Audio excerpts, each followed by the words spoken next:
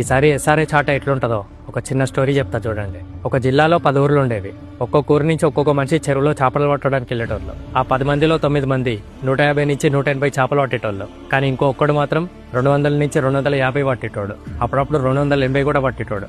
అది చూసిన ఆ 9 మంది ఆ ఒక్కడికి పోటీగా 200 చేపలు పట్టడానికి చాలా కష్టపడేటోళ్ళు. కానీ ఆ ఇంకొక్కడు మాత్రం వెళ్ళిన ప్రతిసారి 200కి పైన ఈజీగా పట్టేటోడు. కానీ కొన్నిసార్లు తన దగ్గర ఉన్న ఆయుధాలు సరిగ్గా పనిచేయక ఎప్పుడో 200కి పైన చేపలు పట్టుకునే మనిషి 190 మాత్రమే పట్టుకున్నాడు.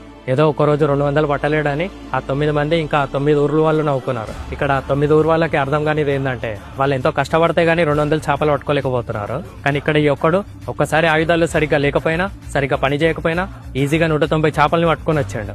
ఒక్కసారి 190 చేపల్ని పట్టుకొస్తేనే నవ్వుతున్నారు. అంటే ఈ 9 ఊరు వాళ్ళకి భయం స్టార్ట్ అయింది.